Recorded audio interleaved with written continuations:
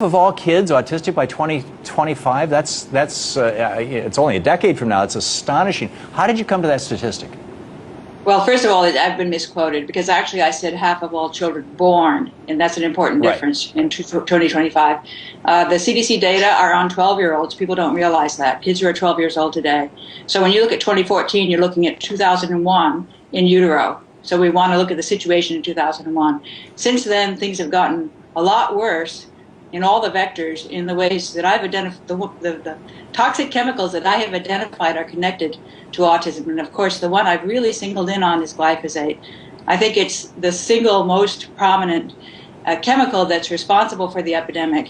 That is the active ingredient in the pervasive herbicide Roundup. If you take the data that the CDC has provided since 1975 and plot it, you can see that it's an exponential growth curve. You can extend the line. When you extend the line, it intersects 2025 at 1 in 4 and 2032 at 1 in 2. Wow. Now, my feeling is that things are worse than the line. So I think 1 in 2 at 2025 is not an unreasonable prediction. I hope I'm wrong. But okay, let's say 1 in 2 in 2032. Is that any better? It's not much better. We are in a crisis, and we need to confront it. How is it that Roundup or glyphosate causes autism? What's the mechanism? Many, many, many different mechanisms, and I have studied it every which way. I started by studying autism. I've been interested in it for many decades.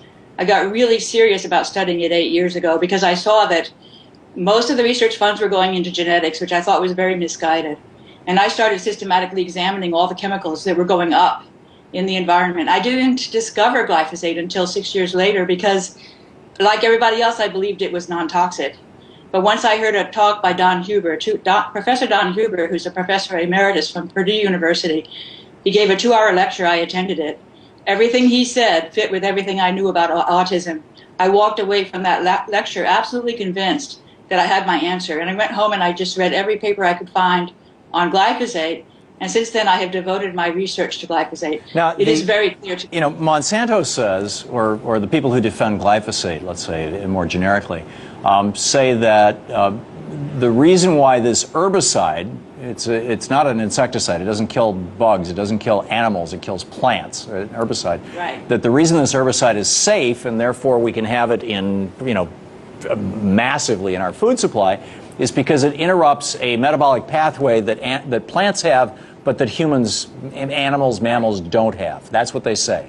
That is the argument. Right. That pathway is the shikimate pathway, and our gut bacteria have that pathway. To say that it is harmless to us is not true, because we depend upon our gut bacteria to produce the products of that pathway, which are absolutely essential to our health. So it's messing with our gut bacteria? Very important neurotransmitters, melanin, melatonin, serotonin, dopamine, all of these really, really important molecules depend on that pathway in the microbes. Our gut microbes get distressed in the presence of glyphosate, and that's why we have an epidemic in all kinds of gut dysbiosis diseases like celiac disease and inflammatory bowel disease and acid reflux, and all of these things are connected to imbalanced gut bacteria, which goes directly to the glyphosate, which has been patented as an antimicrobial agent.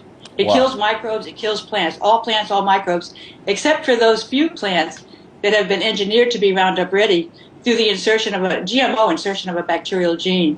And that's a big problem because those plants are the ones that are soaking up the glyphosate that's getting into the food system. These are the core foods of the processed food industry: corn, soy, canola, sugar beets, alfalfa. And then they're spraying glyphosate on the wheat and the sugarcane right before the harvest. There's absolute disregard to the levels. The U.S. government is being very negligent in not measuring how much glyphosate is in the food because they consider it to be non-toxic because Monsanto assured them that was the case. Whoa. Now, some people